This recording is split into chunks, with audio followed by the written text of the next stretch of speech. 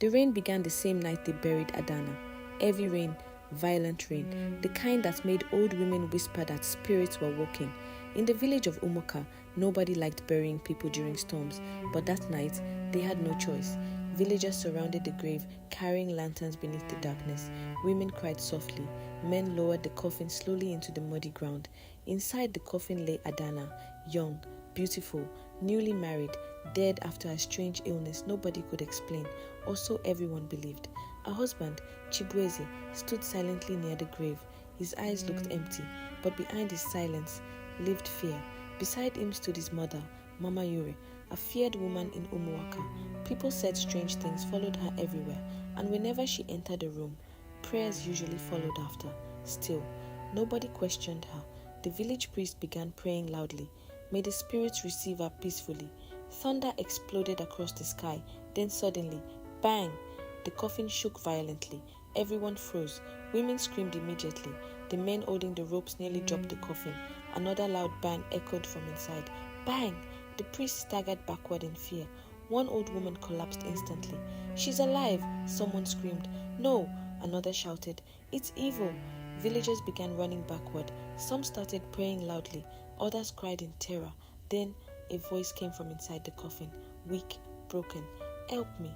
The entire village went silent. Chibueze's body turned cold. Mama Yure grabbed his arm tightly. Do not open it, she whispered fearfully. But the villagers had already rushed forward. The coffin was pulled back upward quickly. Mud splashed everywhere. Rain poured harder, slowly. And Adanna sat up gasping for air, covered in mud. Her fingers scratched desperately against the coffin wood. Her throat looked bruised. Her eyes trembled with terror. Villagers screamed and scattered. Some believed they were seeing a ghost. Others fell to their knees praying. Adanna coughed violently. Then slowly, she pointed directly at Chibueze. He buried me alive. Thunder crashed again. The village chief stepped backward in horror. Chibueze could barely breathe. No, he stammered weakly. But Adanna's eyes filled with tears. I woke up inside darkness. I screamed until my voice disappeared. Mama Yor said I was already dead.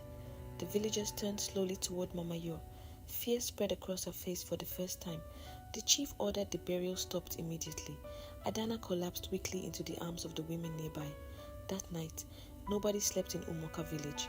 Whispers filled every compound. Some believed Adanna returned from death. Others believed dark spirits were involved. But deep inside, Adanna knew something worse than death had happened. 3 weeks earlier, it began when she overheard something she was never supposed to hear. Late one night, she heard voices behind Mama Yora's hut. Curious, she moved closer quietly. Then she heard her husband speaking. She must die before the child is born. Adanna froze completely. Mama Yor answered coldly. The child belongs to the river spirits. If that baby enters this world, disaster will follow this family. Fear swallowed Adanna whole because she was pregnant, and nobody in the village knew yet. The next morning, she confronted Chibueze secretly. What did your mother mean? But Chibueze avoided her eyes. That was when fear truly entered her heart. Days later, Adanna suddenly became sick. Strange stomach pains, nightmares, voices whispering her name while she slept. Then came the terrifying dreams. Every night she saw a woman standing beside water, a faceless woman dressed in white beads, watching her silently. One night, Adanna woke up suddenly.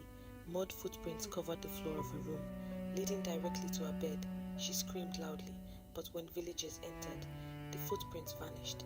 Mama Yor only stared at her quietly. You are being chosen, she whispered. Adanna begged Chibueze to take her away from Umuaka, but he refused. Fear controlled him too deeply. Then the sickness worsened. She became weaker daily, until finally, she collapsed one evening during heavy rain. Mama Yor touched her neck briefly. She is dead. Everything happened quickly afterward, too quickly. Before sunrise, they buried her, alive.